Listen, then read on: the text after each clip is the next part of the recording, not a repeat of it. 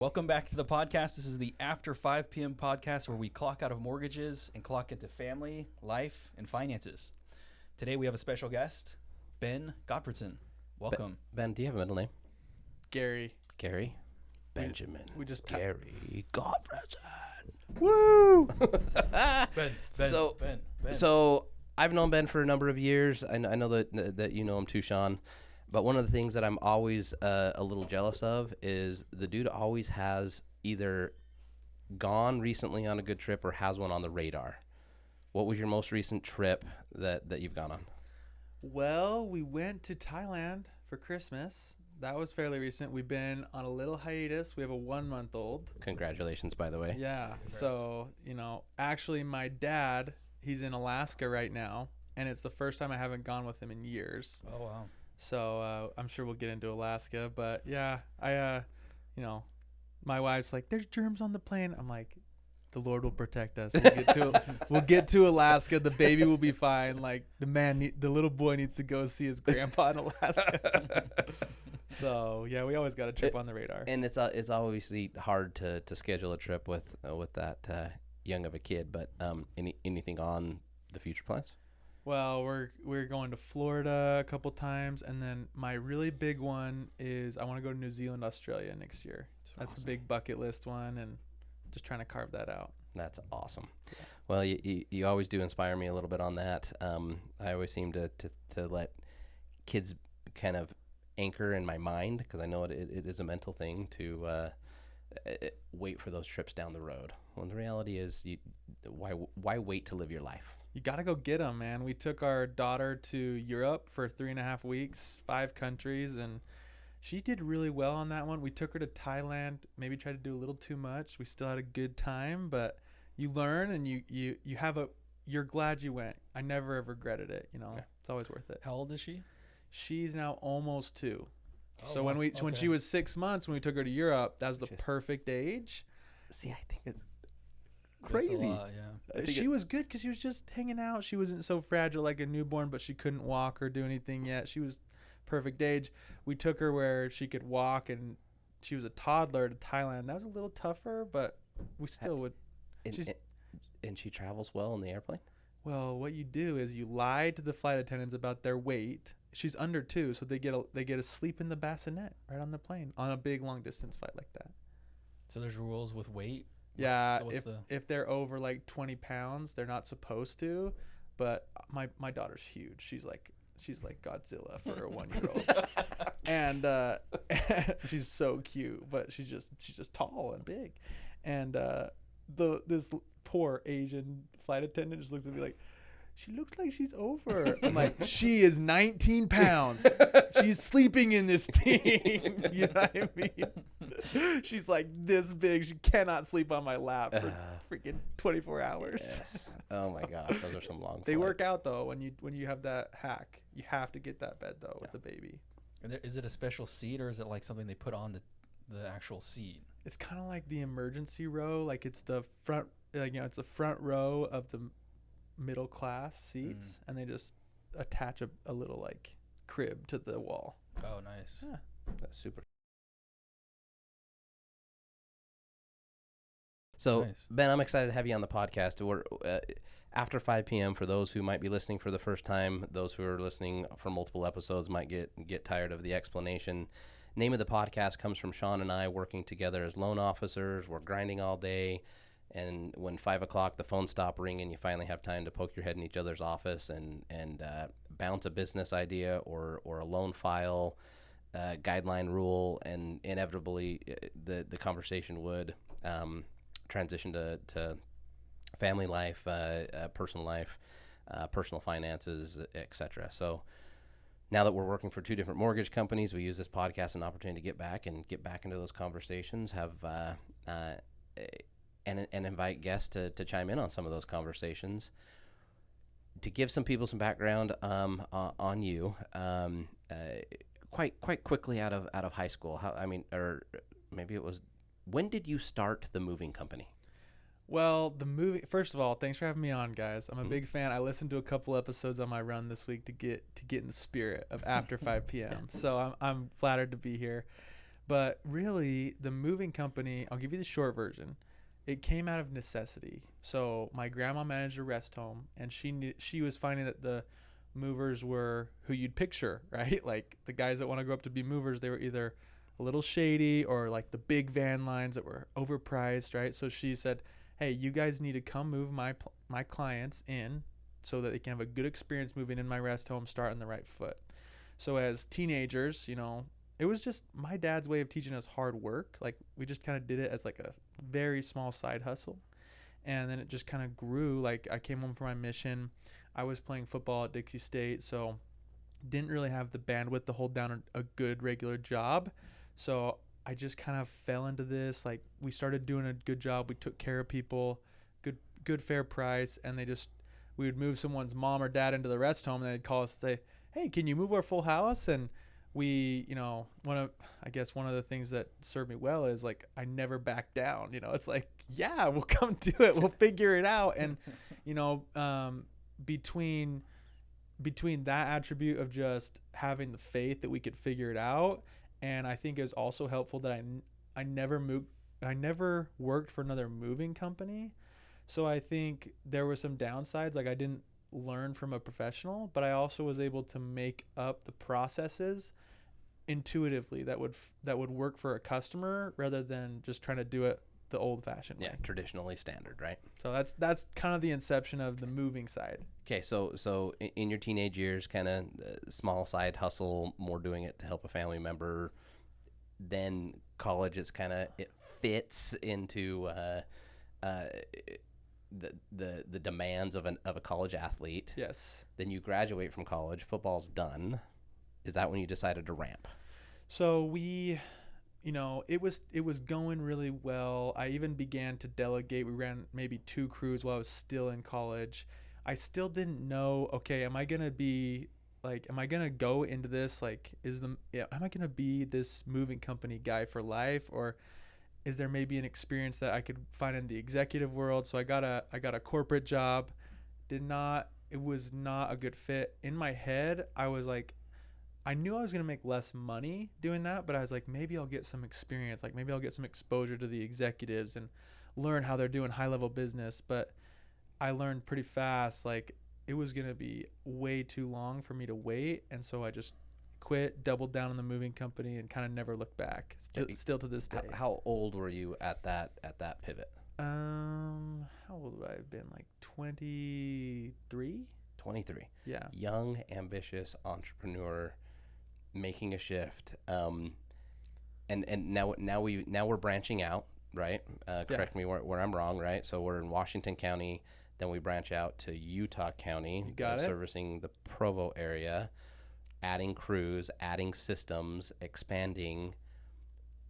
How long were you ramping up there before you started getting into storage units? Maybe a year or 2 is all. So yeah, I got the first storage facility, bought the land in 2019. So between the time I graduated in 2018, I would have kind of started that Utah County branch. And that's where I learned all about real estate, right? Like this whole time I'm scaling the moving company. I'm living below my means, investing into a home, right?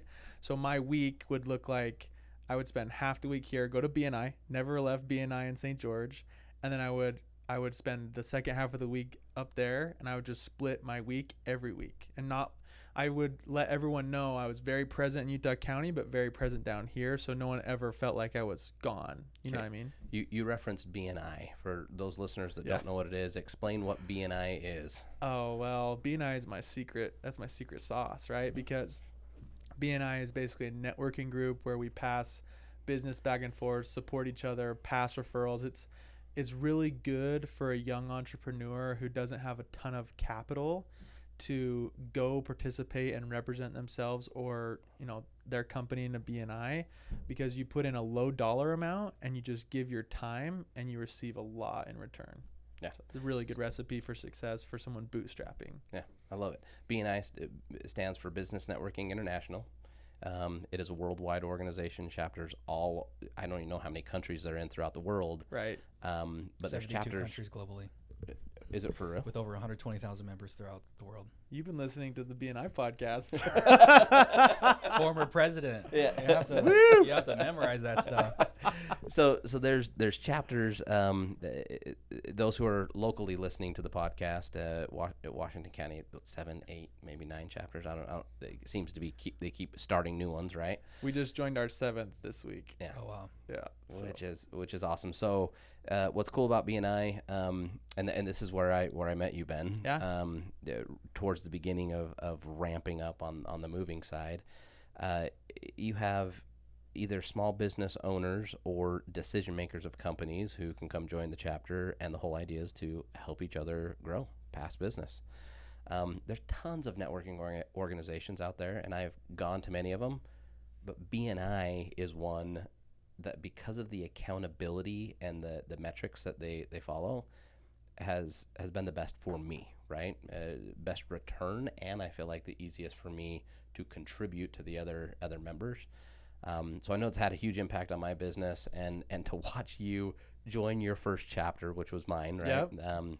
And then to see you put key people within your business in other chapters here locally, and to just watch it explode has been fun to watch. Thanks. Yeah. I mean, it's not easy work, but it is fun, and we just think the community, like, we couldn't do it without them. At any point, people could stop calling, but we've been blessed to get the calls. Yeah. So I'm curious, where was the point that because I even helped you buy a couple investment properties. Yeah. Towards the beginning. I know that eventually you sold those investment properties and rolled that money into storage. When did storage even come across your radar? Where did that begin? Well, I mean, you're getting calls for storage the whole time, right? So the whole time you're scaling this moving company, people are saying, hey, we've heard great things. Can you guys come move our stuff? Of course we can. We'll get you in. We'll do a good job. Done. Oh, can you do our storage? Oh, no. Like, we have people we pass the referrals to storage to. Not a big deal. And they would pass moving referrals back, and wasn't a big deal. But at the same time, I'm doing the frat house model. You're helping me take down these houses that I would just do basic underwriting and determine, okay, if I rent each room at X amount of dollars, this is going to cash flow well. And so we'd cram 9 guys into a frat house and just roll with it. And all of a sudden, I'm like, I'm cash flowing this. I'm pulling equity out. I'm seeing the power of real estate, right? So between the lead generation we had with the moving company and what I'm doing with the frat houses, I'm like, yeah, we're getting this done. And so it was at that time, right, which is probably, like, I had the dream earlier, but we got really serious about it 2019, and that's when we got that first parcel of land and started the process of all the barriers of entry, which a lot of people tell me they want to own storage units, but man, there's a lot that can get in the way too. So that was how we started on that journey. Well, and to me, from the outside looking in, I'm naive. I don't know much about storage units. It seems like you went all in, right? Not only did you buy storage, you built your first storage unit. Tell me about some of the challenges and maybe, because I'm sure you were kind of naive at the beginning. Yes. Not knowing what you were completely getting into. Oh my gosh, you guys. Well, that's so naive. That's the beauty about real estate investing is, yes, you can read all the books in the world, but you just have to do, and then you start going, oh, right? Yes. You just learn as you go. You just got to get it started. Go through some of those lessons of your first storage unit. That's the lesson. Right? Or you gonna say something? Yeah, I was gonna say. So, what was it? You just did the math. You're like, hey, if I can have 50 at $100, that's gonna be X amount of cash flow. Or like, what was like the basic thought of like building your own? Honestly, you guys, and I'm gonna show like my true colors here. Like, I did more. I just knew it had to pencil, right? Like on the homes, right? Like, it was easier to project, right? Like, it's like, okay, I have 9 spots. I can rent them out for $500 each. Like, I'm going to cash flow this thing. With this, it's like, okay, we're talking to an architect. He's telling me, oh, okay, you can conceptually build X amount of units. Yeah. Like, say you're renting them at $100 and then you're calling the other facilities saying, what's your prices? Oh, we're charging more than that. Right. And I went from bank to bank to bank and got rejected because they said, hey, you only have 1 year of really good books. We need 3. I'm like, no, like this is happening now. But I would take the feedback that one banker would give me when they rejected me and go to the next banker. And then they would say, well, we could tweak it this way. So the bankers for free on their time would, I'd present myself, they'd reject me, and I'd take their feedback and take it to the next guy. They're coaching you how to present it. They're coaching me. They're telling me what they're really looking for. I'm telling them, I know this is what it is. They're saying, no, we as the bank want to see it differently, want to see more conservative or whatever, right? So it started like, okay, I think it could be this. They said, drop it to this. And what we really went and did was this. We really went and did higher than they ever said we could do. But they needed to be really conservative, which I've since learned is like healthy, right? Back then, I just had my hair on fire. Like, I'm just like, no, I'm not, I'm going to do this, And so the third banker at Cache Valley Bank, I went to 3 branches of the same bank. They're probably like, okay, like, let's do this. So that's how it started. But I think the lesson that you pointed out is you just can't quit, and you have to get your hands dirty. Like, you have to go hard. And we've learned since then, like, we've been working on putting deals together, and you'll be working so hard on one path, and then a deal will pop up in a way that you didn't even see it coming, So I think taking that massive imperfect action, that's one of my gifts, is I'm not a perfectionist, right? A lot of people, they get paralyzed by their perfectionism, and like, we have a high degree of excellence that we expect of ourselves, but never to be perfect. When did you recognize it as a gift? I think about that same time, about that same time that like good things are coming to me from just working hard and taking calculated risks, right? It's like, I didn't know how to do any of this stuff. Like, I've learned everything from experience. One of my big mistakes was that I didn't have any partners in the moving company or that first storage facility. I've since learned that lesson, and every storage deal since, I've taken partners, and it's been beneficial for everybody involved. But at the time, just the diversifying of risk, or what does the partners do in your mind? Well, I think it enables more opportunity for them, and it enables more opportunity for me, because I was like, after that first deal went well, we worked hard, but we got very fortunate, right? I call it my guinea pig, because I learned so much. It was just like my lesson. Like, now I'll never do a facility that way again. When I build it, I'm going to do it so, like, I have it optimized perfect now. But, I was looking at this decision. Okay, I could continue with like almost like this fixed mindset. Like, I want to own 100% and hoard it and like have it to myself. And I could do another one in like 3 to 5 years. Or I could do a series of deals every year and just let other people participate, right? Because I don't have the firepower to do as many deals as I want to be a part of.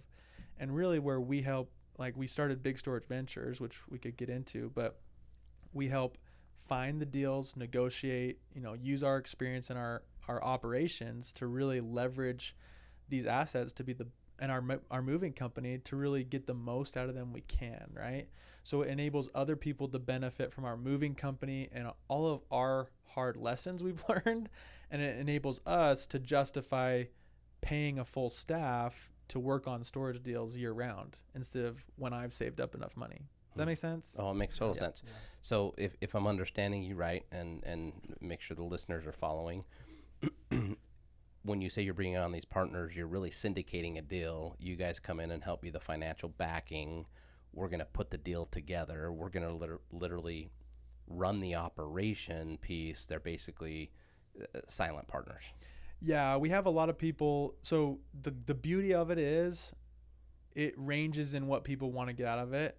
The biggest thing people want to get out of it is the cash flow, the appreciation, and the tax benefits. So regardless of if they want to be involved or not, we're going to give them those things, right? We send a quarterly check. They get the appreciation when we refinance or sell, and then they get all their income washed out with the tax benefits. But trying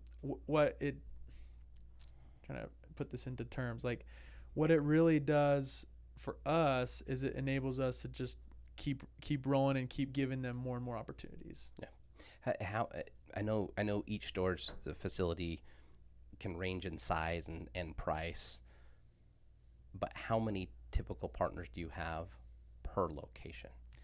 Like 3 to 5 is a good number, right? So enough to let people participate, but not too many where it just gets messy. Yeah. But we have some where we only have one partner and some where we have 7 or 8. Yeah, that's cool. I love the scalability, man. It just allows you to light the thing on fire and accelerate it. Real estate's very scalable, right? Because what I've learned with a service business is it's a lot of quality control, right? Like we're trying to grow as fast as we can, but still keep the quality high. My goal is that every move I send people that could do a move as good or better than I can, right? And if that doesn't happen, we got to correct that. You can only grow that so fast, right? That's maybe a good goal would be like 30% a year. With storage, you still have people, we still have a whole operations team, but you're really leaning on the asset to do the work, right? So with the moving company, it's all about the jockey, right? It's all with the storage, it's all about the horse. And so you can lean heavily on the asset to do the heavy lifting for you and just put good people in place, and you can scale 100% a year versus 30. Does that make sense? Mm-hmm. Yeah. What does that look mean, Sean? Well, I just feel like you went from like 0 to 100. And especially building your first one, like we had another guest on that started to try and like build commercial, and it was like I think it was partly timing too. Yes. But let's go back. When did you buy the land? 2019. So 2019, right before we had all of those real estate gains, right? Yeah. The appreciation. I think your timing played a huge factor in that acceleration. Imagine if you started that in 2021. Yeah. Oh, yeah. Well, there's people in town that have started in 2021. So here's the lesson. The lesson is never think that you are the reason your deals succeed. You always give the market the credit, but when they fail or when things aren't great, you always have to take the blame, right? So it's like, never get too high and think that you're the reason that it was successful, right? You always have to look out for the market, and we acknowledge we worked hard, but we acknowledged good timing, right? And so you have to have a certain margin of stupidity in every single deal, right? Now we're underwriting deals and we're looking at lower occupancies, lower rates. Like we don't even count on our current in-place rates, right? We have to have such a degree of safety that they can profit no matter what. And you've just developed that underwriting kind of skill and expertise through these other deals you've acquired. Yeah. So since then, right, since that first deal, we're like, okay, we're building out a company. So we started Big Storage Ventures, which is the real estate investing side, right? So there's the operations customer facing side, that's Big Ben's Moving and Storage, but then the partner, to the real estate world, we're Big Storage Ventures. I pay for coaching. So I have probably the world thought leader in storage. His name's AJ Osborne. So he coaches me. And I also was able to bring in my best buddy, Callan, who you met. Mm-hmm. And Callan is kind of like my CFO. It's like, I know how to underwrite a storage deal, but Callan is really like the strength. Like he's really the guy who, he does have the computer brain. He does have a lot of these things that I can't do in a spreadsheet that he can, right? So I can underwrite a deal, I can evaluate it well, but we really have complementing strengths, and so to bring him in as the CEO of Big Storage Ventures and to pay for coaching from AJ Osborne, those were kind of the two things that took us from like just your average operator to what I'd consider like a superior operator. What's interesting to me is when I'm just in getting to know you and hearing your story, it's like you can recognize the strengths in somebody else, and you're not afraid to enable them and let them be a part of it. Because it goes back to like ego, and like especially in like the real estate world, I feel like sometimes we just get in our own way of like, I got to do it all, like I want to get the whole deal. I got the secret sauce. Yeah. So like did you learn that at a certain point in your life, or was there like a moment? Or I think yes, I did learn it. Like going back to like the early days, I was very close-minded to partners, and I think when you're just starting a business, that's okay, right? Because when you need the money, you need to have the whole thing maybe to start. But when you need time and you need scalability, that's when you need to start opening up your mind to the abundance mindset, right? Repeat your question. I had a good answer. When did that come on? Yeah, or like seeing that in other people and then like bringing them onto the team. I think I heard this quote today. We had a really good speaker, Mr. Fisher, on my mastermind call. He was talking to Laylo Hormozi, Alex's wife, and this is what she said to him. She said, "Don't be afraid to build someone up thinking that they might leave, because you don't want someone on your team who you haven't built up who stays." Right? So it's basically like the idea is like you need to have the abundance mindset and realize like people could leave at any time. People could burn you. Like people could use what you've helped them to do to go profit off of it. And you could be the loser that's left holding the bag because you paid for them. But it's worse to have people on your team that you never poured into and you never invested into. So I think what I've learned is there's a creative way that you can structure deals, right, to give people incentives, right, whether it's vesting shares or profit sharing, where you build a dream big enough for their dream to fit inside of it, and you carve out a piece so as they accomplish what you need, they in turn grow proportionally. And that's kind of like the real reason we've been able to scale. I love that. Yeah, you said that quite eloquently too, that their dreams can fit with inside it. I love that. Because if it's not big enough, it's like I don't want to. Well, you want ambitious people on your team. You want hardworking, ambitious people, and you don't want to lose them. But if you're not growing and giving them those runways and pathways to accomplish those dreams, you will lose them. You will. And you don't want, like, people don't want ceilings, right? So my advice to like anyone listening who's working a job is like, a lot of people think they have to skip steps these days, and it backfires because they never get where they want to go. Like, you have to work hard. You have to earn your stripes. Like, there is no, for me, I haven't found a shortcut, right? It's hard, but you never want something with a ceiling. So that's like something that I make sure our executives know is no one in our company should feel like they're going to be capped, right? Like we talk about, okay, if we have like the mid-level mover and we pay them from 20, like we start them at 20, should we cap them at 25? It's like, no, like they need to have in their mind a trajectory of I can go as high as I want to go here. It's just earning it. And so how do you balance building that out with like profitability though? Very carefully. I mean, really, my uncle, he's my business partner, and he told us about, you know, offering sacrifice to the entrepreneurship world, right? Because you get to a certain point and you have a fork in the road, right? Like with that first storage facility, honestly, if I just had that one facility in my moving company, you know, might have a lot more cash. You know, it might be a lot simpler life.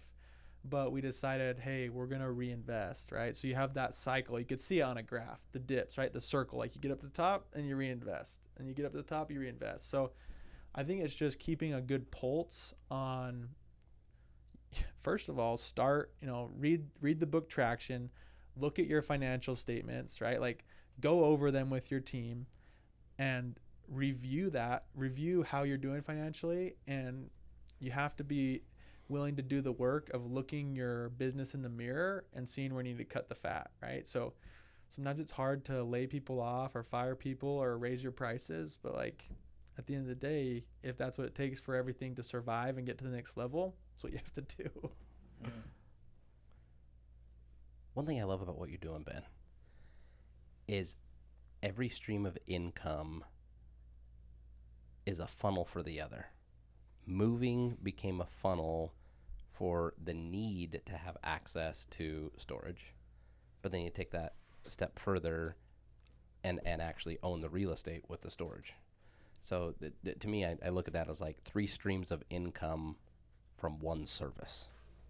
I just think there's a lot of people in business that don't realize that they could have sister companies or start other departments that can tap into other streams of income that you're not having to pay for all the marketing costs or whatever to generate, because they're just so reciprocal. Is that something you felt like you had a vision for, or is that something just as you're going, there's a realization and you just seize the opportunity? I think there's an obvious, there's like an obvious economies of scale there that you can see right off the bat, but I don't think you realize like long term how many cool things you can do, right? So like we can cut expenses for our storage facilities because my moving company guys can take some of those calls, right? So the storage company and the partners benefit from being partnered with the moving company, but the moving company benefits from the storage facility because we don't have to pay rent. Like as a trade for taking the calls for the storage facility, we just get to go sit in there and park our trucks on their ground. You know what I mean? So there is a lot of, we have since cast the vision. I think there's an obvious vision, but I think there's vision that we cast later on down the road. Yeah. And what is the vision now? It sounds like the venture is kind of what you're leading, or what does that look like for you as kind of the leader? Yeah, good question. I want to understand your question. Yeah. You're asking what his 3-year, 5-year, 10-year goals are with it? Like yeah. I mean, so you 0 to 100. You have all this stuff going on. You got the moving. I'm just wondering, like, what does your vision look like for these companies, or where do you want to be in 3 or 5 years, and how do they look, or is there more, like trying to get inside like Ben's head, Like, yeah, and I think there's this another good book is Vivid Vision, right? And have you guys read it? Mm-mm. Okay, so you have a vivid vision for your life, and then you have one for each company, right? So you talk about my personal vivid vision, and that's different than the vivid vision for the moving company specifically, or the storage company, right? But in short, on the business side, we want to be known as the go-to, as the obvious choice, as world-class moving and storage in the Mountain West, right? And so we have profit goals and we have revenue goals, but really the big one's a profit goal. And in 10 years we want to be doing 10 million of profit, and we know to hit that we're either going to have to go regionally or nationally. Now we don't really care if it's regional or national. Like I've told my executives, like, you guys, I'm open to just doing a corporate model or franchising. Like the goal is carving out wealth for you and I, right?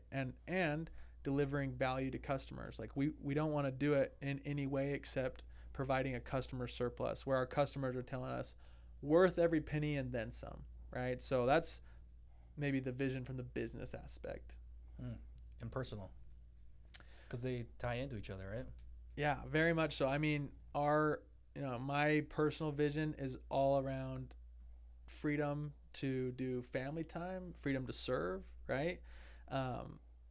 We do a middle of the week trip to Lake Powell with the young men, and most guys can't go, right? Like, but we can go serve the young men, right? We can provide opportunities for our kids, provide opportunities for my wife. We can give back in other ways, right? Hopefully she won't hear this, but like right now, my wife's friend, she's like going through a really tough financial marriage time, and she just said, I can't even, they're on Marco Polo, and she's like, I can't even afford to fix my car and do an oil change. Like we're in deep. I'm like, honey, just like pay for her oil change, tell her to come down here and like stay for a couple days. Like those little things, you can do that on a bigger scale, and that's why we're building this out, right? Also for my partners, like I told you, Callan's my best friend, right? If me and Callan don't have a yacht on Lake Powell in 10 years, I've done something wrong. You know what I mean? Like you really have to have that kind of vision, and it's not about the yacht. It's about that he has that type of freedom and wealth as well. Does that make sense? Yeah. Why do you want to bring other people along this journey with you? It's way more fun. I don't know. I'm a team guy. Like I think I might have got that from sports. It's just more fun. I am the type of guy, like I want everyone to come. Whether like if we do a trip to Alaska, I'm like, okay, I want my family on both sides to come. I want my friends to come. I want my business associates. I want to invite everyone from BNI, and they're all gonna stay in the same cabin. Like that's just like and people have to slow me down and say like, dude, you can't be like that. It's not going to be a good experience for everyone else, but that would be a good experience for me. Yeah. So that's just my personality. That's very cool. Yeah. Yeah. And I think to create that vision for other people too, to see that and like lead them along and have them win with you. Like, I think that in turn only helps you become like a better leader. Do you feel like it's sometimes like too much weight on your shoulder though? No, I mean, I have plenty of weaknesses, but one other thing that is a really big benefit is like somehow I got a high stress tolerance. Like I don't think the moving company, like there's just too many things that could go wrong that you're trying to get out ahead of and you're trying to react to, that you can't be like, most people would just lose so much sleep and just, hey, let's watch, let's sell. But I think I learned early to do a triage, right? So I kind of picture myself as like a war medic, and I picture myself as like, okay, I got 3 guys on the floor bloody. One's for sure going to die, one's for sure going to live, but this guy, I could do the most good for him right now. And that stress tolerance, that, whatever you call it, resilience, like that served me really well, because I just don't quit. Like that's like the biggest advantage you could have, is someone who's just not going to stop getting back up. You've always been a very optimistic guy. I've felt that vibe from you. No matter what, you're positive. No matter what you're taken down at the time. I just wanted to point that out, that's something that's kind of inspiring for me. Have either one of you recently seen the movie in the movie theater that just came out, Inside Out 2? I haven't yet. Okay, well, it's spoiler alert. I'm gonna spoil it, right? Okay. So we all know the plot from the first one. You guys saw the first one, so same idea. Sure. All we're doing is introducing a couple new emotions that I think the teenage emotions, right? Yeah. Yeah. And the key emotion is anxiety. And you're talking about high stress. I think what we're talking about is anxiety, and anxiety is in your mind worrying about things that you don't have to worry about, right? They're not real. They're not all of those things are going to come to fruition. And there's a balance that you have to live on. A little bit of that looking into the future is smart, but too much of it is not healthy. And it just sounds like you really have a good balance of researching things, analyzing them, going for it, and not letting the potential things that could go wrong paralyze you to action. I mean, we try, right? Mm-hmm. I think optimism's a good word, like, but I'd say in my head, I'm really not that optimistic, but I'm enthusiastic, right? Okay. So it's like, hey, I'm going to bring the energy. I'm going to be happy. Like, I'm not going to let like my business even determine my value, right? I tell my wife all the time, like, we could be broke. Like, do not get so high. Like, we never get too high, never get too low, right? But, optimism's good. Enthusiasm's a little better, because optimism is like, you see the world as like good things are always going to come your way, right? Enthusiasm is more like an attitude no matter what happens to you. So yes, I believe that all these big things can happen, but I also, it's not good to have an optimistic person as a partner on a storage investment. You want a conservative person, right? Even a pessimistic person would be a great person to have as a storage investment partner. Sure. So enthusiasm serves you a little better, because it's like, almost, this scripture pops in my head. It's like, did you hear Elder Gong's talk on the last? Okay, go listen to it. He shares this proverb about the boy. This Chinese guy has a son, and all of a sudden they get a horse, and everyone's like, "Oh, you're so lucky." And then the horse crashes, and the kid's paralyzed, and it's like, "Oh, you're so unlucky." He's like, "We'll see."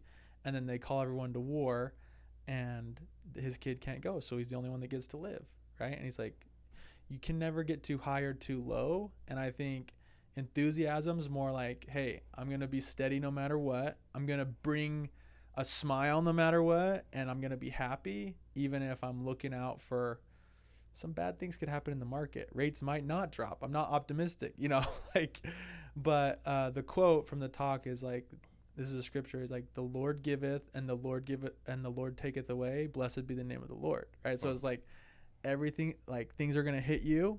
Good things are going to happen. Bad things are going to happen. But you got to have that faith and consistency no matter what. Yeah. I think that's the kind of the idea. And I loved you breaking that out, because I also feel like the enthusiasm rubs off, and I'm sure that becomes a culture of your company, that your employees start to pick up that enthusiasm. Well, and the lack of enthusiasm, like it's so noticeable if we have someone on the team that's not enthusiastic, right? So we're bringing someone new on and they have a bad attitude. It's like, dude, hold on. Like, we don't even care about any of these other job indicators. Like, your whole performance review is attitude.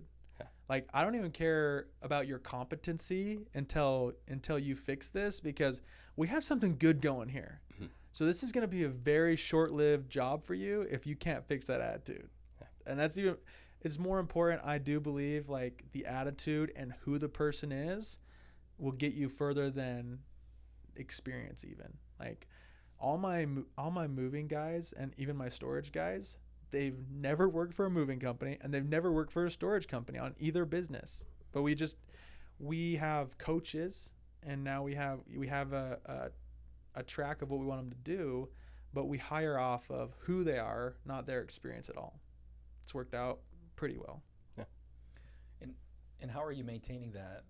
Is it through these performance reviews you're doing? I mean, are you that direct with your employees on stuff like, like, hey, you got to change your attitude? Or we need to see more smiles out of you, Sean. Yeah. I mean, if it's bad enough, yes. Like, if there's a discernible bad attitude, it's like, dude, I can't even handle this. Like, and I think I can say it in a loving enough way. It's like, look, this is noticeable in you. Like, we are going to have to work on this, right? I think if it's subtle, it's like, just a hard day. I leave it alone, right?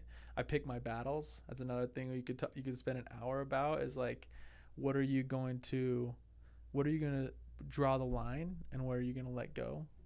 But with attitude, yeah, if it's an ongoing, like, this is not just one day, this is like 2 days in a row, we're going to cut it right there. Mm.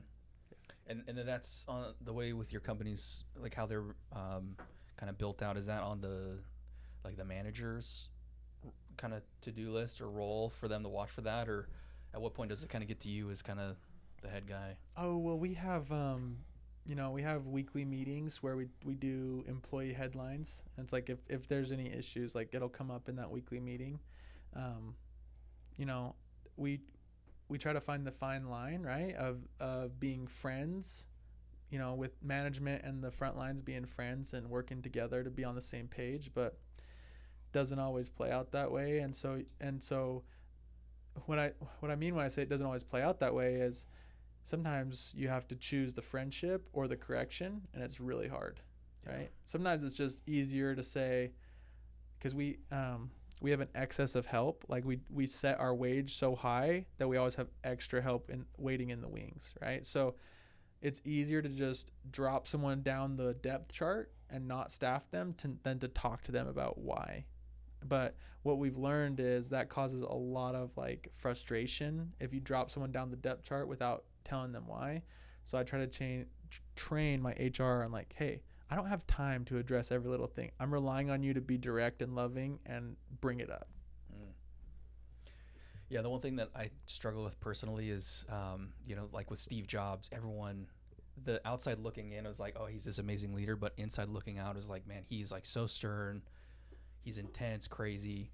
But then I watched a thing with the NVIDIA CEO, and the reporter was like, here's some feedback from your employees: stern, hard to work with, accountability. And the reporter was like, well, what do you think about that? He said, well, that's what you need to run a successful business and if you want to change the world. So, like, balancing, like, friendliness and, like, hey, we still have to run this business and hit these performance metrics. Like, we got to get sales. Like, balancing that out. Are you just saying, hey, it's HR's thing, or like how do you do Well, that as a so leader and balance it? No, I have to step in all the time, right? Like it doesn't, honestly, we have a pretty good track record. It doesn't always come up, but yeah, I'm mostly trying to help the executives learn how to do it, but that means I'm there side by side a lot of the time. I think being stern is fine. I think being being a slave driver is wrong, right? Like I think you have to lean on these guys. You have to give them opportunity. I don't think you're gonna get anywhere with like the old fashioned sternness. I think there's a good sternness you can still change the world with, and still have that, hey, I'm gonna put on my friend hat and like treat you like a human, but then I'm gonna put on my manager hat and tell you what has to happen if you want to progress, right? Because when you signed on, you knew that we're not going to put a ceiling on you. Now you need to understand you're putting a ceiling on yourself by being late or by doing this or by doing that. I need to let you know that you've created a ceiling for yourself if this doesn't change. Good way to frame it. Yeah. Something you've said in the past that I would love you to expound on here while the mics are rolling. You have purchased residential real estate as an investment. You then sold it to roll it into more of a commercial asset class with the storage. If there's a young individual wanting to invest in real estate, what are some of the tips, advice that you would give them? And I know I'm beating you to the punchline. You basically said get out of residential as fast as you can and into commercial. I want to know the why behind that, but I feel like the person who's dipping their toe in real estate investing, commercial might not be the place to dip, right? You might need to learn some residential lessons. So just expound on that. There's good training wheels, right? Like you're obviously have a way less risk if you have one mortgage for a couple grand a month, right? And so I think almost even more important than like a bad commercial deal is worse than a residential portfolio ran with a commercial mindset. What I mean when I say that is a lot of times people don't factor in the cost of property management, right? So you buy a house, you run it yourself, you're cash flowing, but how is that scalable if it's your personal time? Or you have to pay someone and that sucks out, So what happened with storage is I found that I got, exponentially more cash flow, more equity, and more tax benefits, but I had property management built into it already, right? So for me, that was great. Like you can do it with tiny homes, you can do it with Airbnbs. The frat house model is great if you get a lot of them, but you're just gonna have to build out systems, right? If you want to go big, you have to build out systems. Even with storage, right? Like if I was some people, they just want one deal. It's like their retirement. They're gonna cash flow 10 grand a month. They're gonna live there. It's gonna be like they're married to it now. But with everything, you have to kind of reverse engineer it. And I think residential real estate is such an important investment to make, but I would also say find people who are doing commercial real estate and how you could work your way into a deal, right? Because it's not always money. Maybe you find it and that's how you earn your equity, right? Or something like that. I've just seen every deal we've done is structured different, and whether it's seller financing or an SBA loan or a no money down through a wholesaler. It's like just getting in the game, networking with people who are doing commercial real estate. There's so many people right now that are doing free webinars to try to get people in their funnels, but the webinars are really good, right?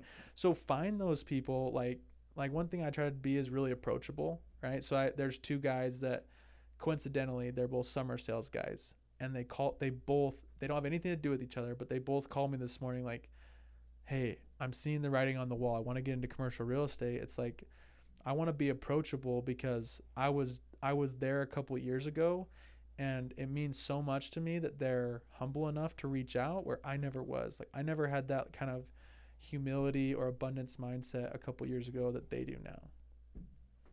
And what's the writing on the wall you're talking about? You're saying there's like a collapse of commercial and an opportunity to buy, or you think just cap rates are way better in commercial? Yeah, I just think it's more scalable. Yeah, so like if you're really trying to create life-changing generational wealth, you could do that in one good play in commercial, right? Where it's possible in residential. Like residential is great, but one good commercial real estate deal could change the trajectory of your grandkids. You know what I mean? Give me an example of one, maybe like a home run that you had or somebody else, because this is kind of new to me.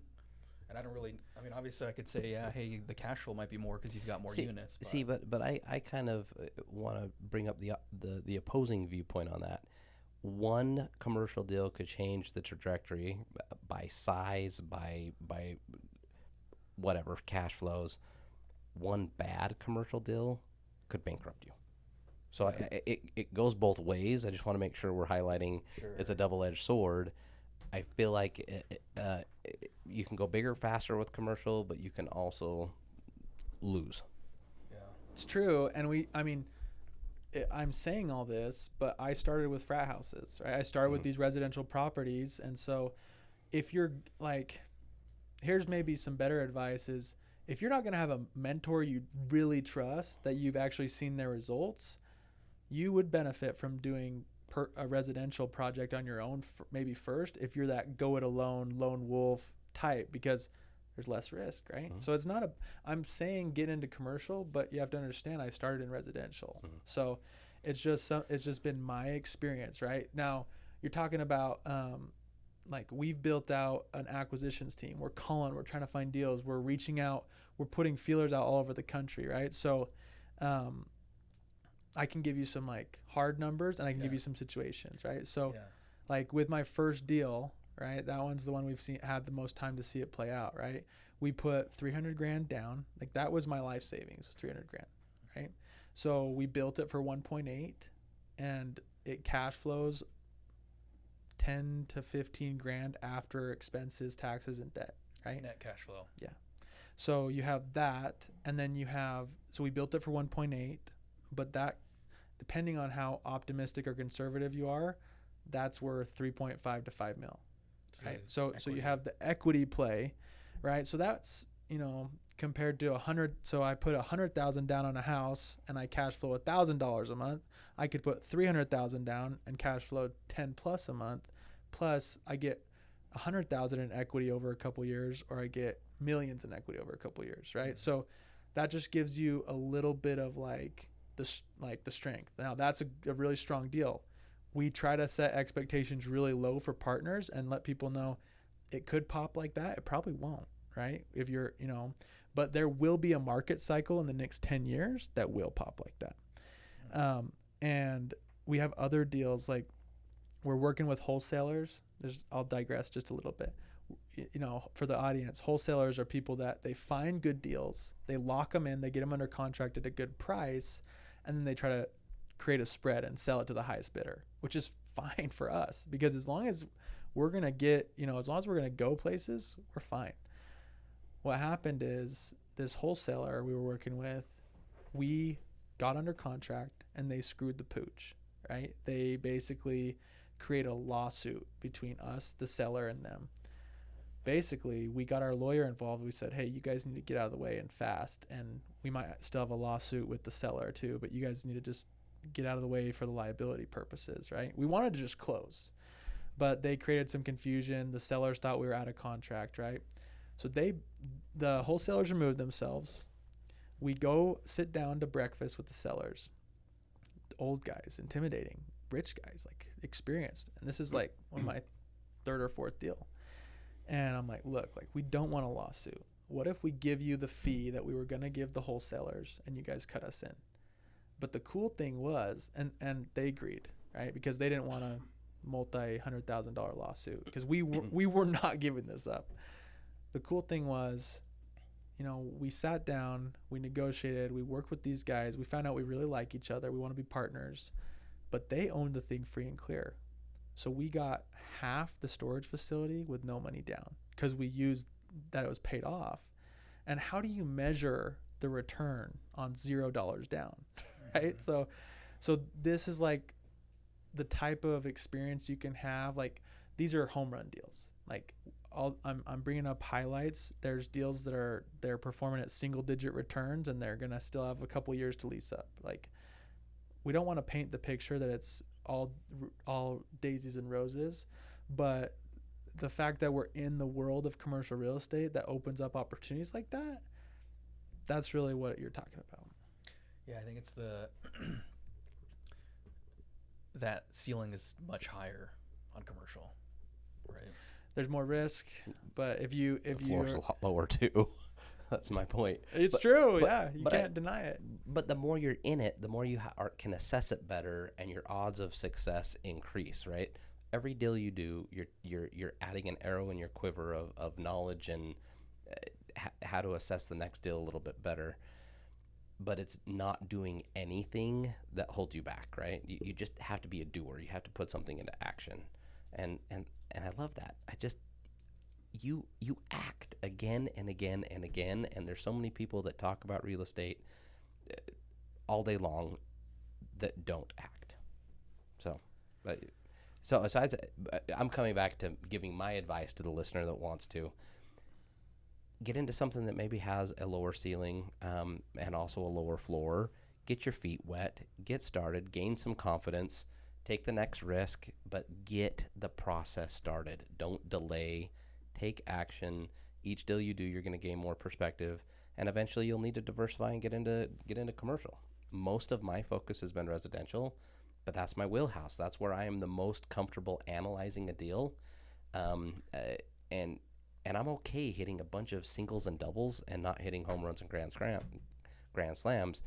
Singles and doubles bring in runs. But you run it like a business though, Ben. Like you don't just have like a couple houses that you just kind of like, you neglect them and you expect big dollars to come. Like, you're on top of it. You have systems in place. You have hard money. Like, you have cool things that you do.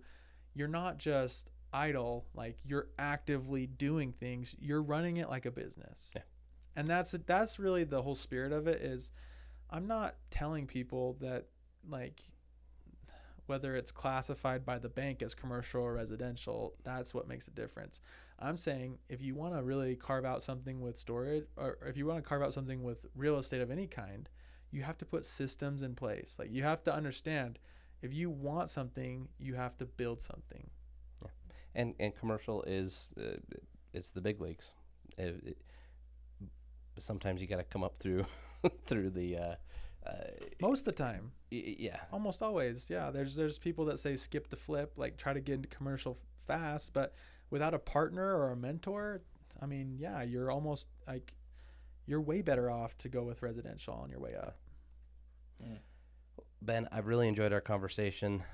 Grateful to have you on the podcast. If there's anyone out there listening that wants to pick your brain, you're approachable. How do they get a hold of you? Yeah. You can just, probably the easiest way is just to send me a DM, Big Storage Ventures or Ben Goffredson. Yeah, that's the best way, and then we'll hop on a call from there. Yeah, I love it. Sean, any final remarks? Alaska, you talked a little bit about going to Alaska and your grandpa. Is your family from there, or what's the pull there? So my dad served his mission there. I told you my middle name's Gary after my dad. We just passed my same middle name on to my son, Bryson. So, my dad, he's a really good example. He's salt of the earth, clean living guy. He's the type of guy you want to be, and he doesn't ask for anything all year except for a trip to Alaska. So that's why we love Alaska. Ben loves fishing. That's why he knows about it, because we have the big fish pics we always post. But we, speaking of real estate, we bought 2 acres for $16,000. We each put in $8,000 and went 50-50, and we went and built the cabin with our own hands. It's not my style. I'm typically like the level 1 task of like moving furniture, or like the level 100 task of running a company. I don't do much in the middle. But, it was a good bonding experience to build that cabin with our, we even got my wife to get in there and frame the house, but oh, cool. Yeah, so we love the place. It's a good tradition that we have. I'm planning on sending my kids and grandkids up there. So that's what we do it for, right? Those experiences. Yeah, that's really cool. And every time I see a picture, I get a little bit jealous. They do have bigger fish up there. Yeah. That was the only way I could get on the podcast is if I told Ben I could take him up there next summer. Oh my gosh, I have been dreaming about going there. My wife and I did a cruise, and I walked away just terribly disappointed with the cruise. Not that the cruise was bad, but we went to Alaska, and I felt like I got the Costco sample of Alaska and never really experienced it, right? Like, no, I want the whole entree. I don't want the sample. I want the full experience. And I spent more time on a boat. Well, I can spend time on a boat anywhere in the world. Like, I got to get back up there to experience Alaska. We'll do it. Yeah. Okay. Awesome. Well, thanks for being on. Anyone listening that would love to get in contact with Sean or I, please reach out to our social medias as well. Would love to talk to loan officers interested in getting into the business, real estate agents that want to bounce ideas off of deals that they might be having trouble with. Please use us as a local real estate resource. Thanks for tuning in.